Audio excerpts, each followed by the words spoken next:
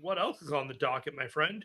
World Tag League. We know who the teams are. And in the past, World Tag League has not been the most exciting tournament on the calendar. Especially the last few years, we tend to see the same old in this. This year, very different. There are a lot of very fresh teams. As a matter of fact, in Block B, 7 of the 8 teams in the block are making their debuts. In Block A, 3 teams are making their debut. 2 others are in only their second World Tag League tournament. This is a very fresh lineup, and I think it's an interesting one. And so I'm excited about it. And I think that this is going to be something interesting. We've been asking for this for a while to freshen this thing up, and they have delivered. And, there's some interesting teams here. Let's run them down. Now, of course, the one that has my attention, Shota, Umino, Ren, Narita. Mm-hmm. They're in there with the classic chaos combination of Ishii and Yano. So no Tanahashi. It's going to be Ishii and Yano. Of course, they've competed in this tournament many times before.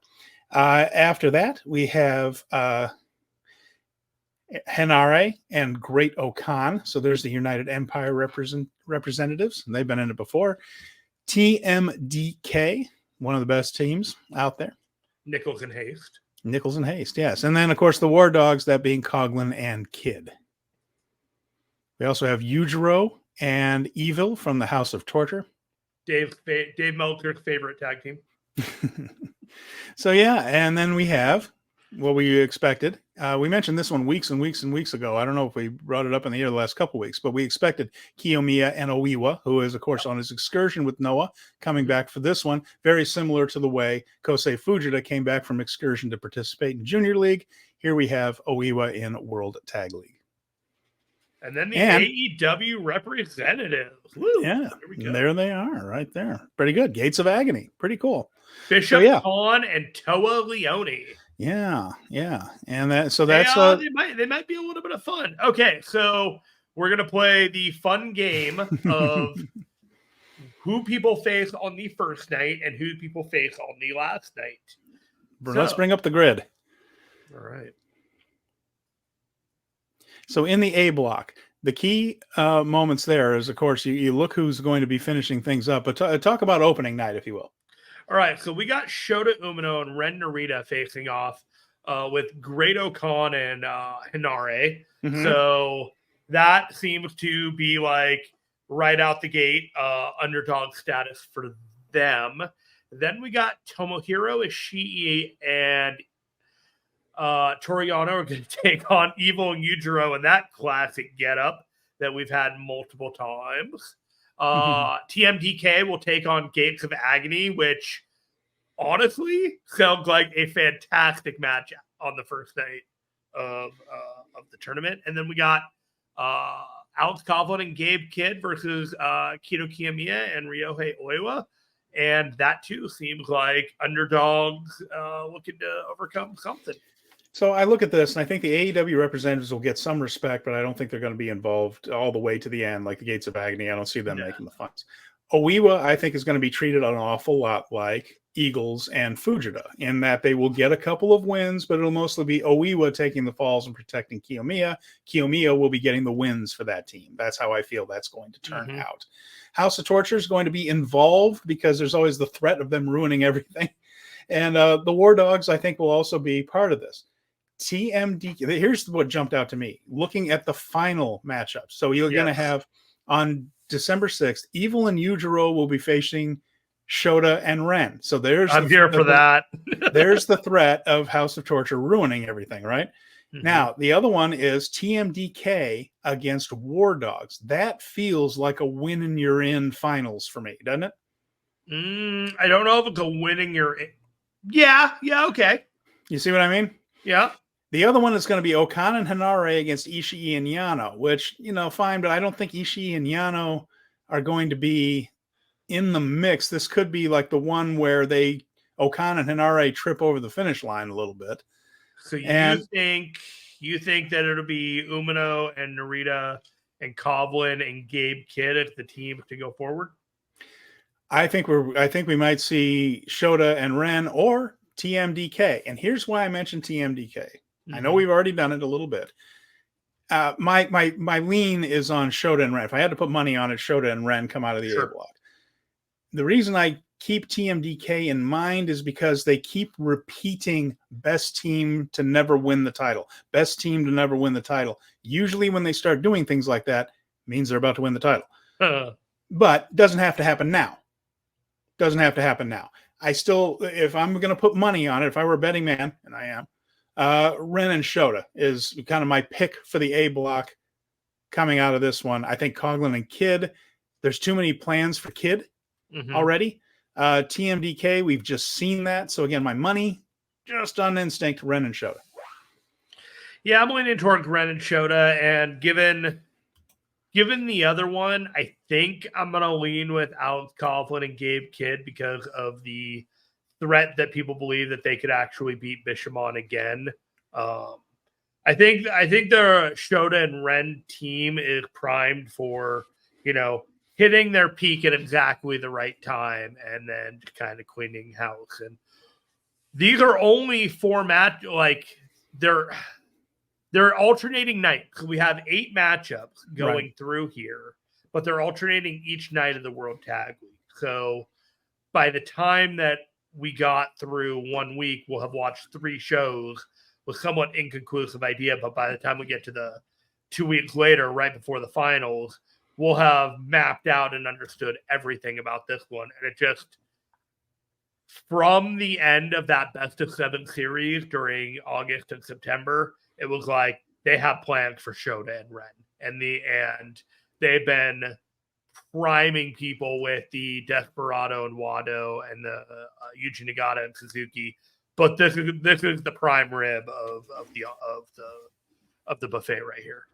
So, and then Venkin mentions, can anyone take Kato seriously after that Okada beatdown? Yeah, you can. Yeah. Granted, it hasn't been his greatest year on that, but I don't think that team's going to be involved. Like I said, I think Oiwa doing jobs is probably what's going to keep them from being in the mix on that. So, and also Dunstan mentioned, do they change the format of this tournament? Jeremy, do you know how many teams advance out of the each block? It's 2. So semifinals, 2 and 2. So you have to plan for 2 teams advancing. So that's why I'm thinking Kid and Coughlin and Umino and Narita are the 2 teams, with Umino and Narita maybe being the number 2 seed, barely squeaking in, with Kid and Coughlin being a little bit more dominant. I will take Kid and Coughlin out, and I would put in TMDK to go with Umino and Ren. That's just my thought on it. Well, let's look at the other side first, and then I'm going to make that decision. Oh, maybe you haven't thought. B block has a bunch of rookie teams with Bishamon. That's the thing. Bishamon, the World Tag Team Champions, are in this group, and they're paired up with Yuji Nagata and Minoru Suzuki, Hikuleo and ELP. Of course, that's the strong tag team champions. We have Taichi and Yuya Uemura, whose name I got right on the first time. Yota Tsuji and Z. Now, let's talk about this very briefly before we move on to the next one. This has been intimated that this is a Rev Pro guy. Apparently, we're going to find out on Saturday. Now, Z is not scheduled to... Or is it Saturday? No. Wait. 20. No, and I think Sunday. It is? Well, I'm getting to that. Now, let me see. Now, they're supposed to wrestle. I'm going to look this up, make sure I get it right. Okay. At the Light Cube on Sunday, apparently it is going to be revealed, according to something that was said on in the preview on NJPW1972.com. But they said that we'll find out on Sunday in Tochigi. And but there is no Z scheduled to wrestle. Maybe you'll just say who it is, or maybe they've changed their mind and we'll just find out on the first night. Either way, they mentioned that it might be a Rev Pro guy, and he said it's not an X, it's a Z. So the reason it's Z and not X, which is the usual mystery opponent designation, is because Tsuji said it's a Z and not an X. I've looked at the Rev Pro page. So the only other Z that isn't Sabre Jr. is Zach Knight. Do we think it's Zach Knight, or is this somebody totally different? Who do you think it's somebody totally different. Do you know? I think I know. So I'm gonna roll it out there. I'm just pull the screen down. So this is kind of a funny story. When New Japan dropped the bracket in their haste, they forgot to remove the name of Yota Tsuji as a partner. Get the hell out! And so it is. I didn't see it there. Who is it? And I I am kind of like it.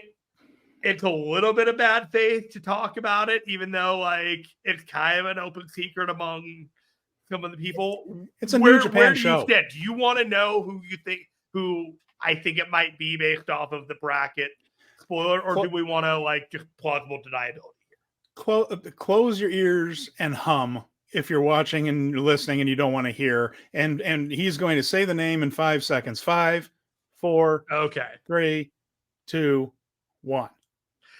It is Zandekin from CMLL that is his partner. They have tagged in the past before. He was on the card for Yota Tsuji's last match at CMLL back in May.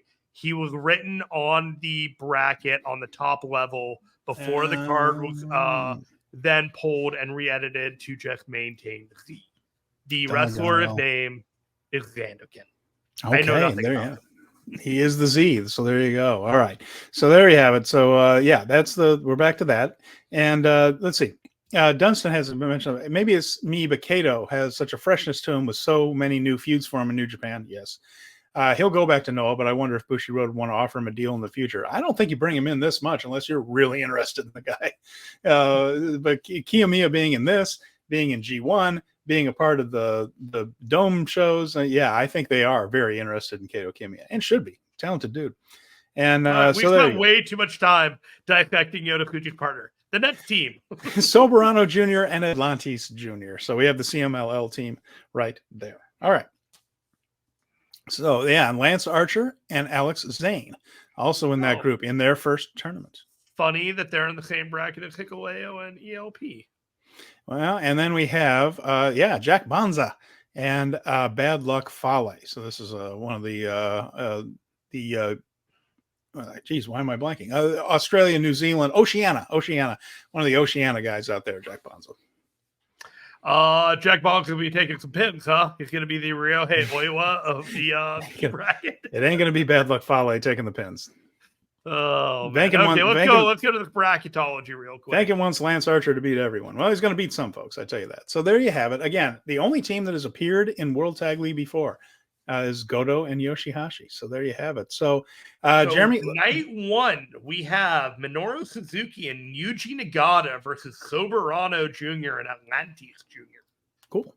We have Alex Zayne and Lance Archer versus Jack Bonza and Bad Luck Fale. It's going to be a bad night for Fale. We got Yuya Uemura and Taichi versus Z and Yota Tsuji. And then we have Fisherman versus ELP and Hikuleo.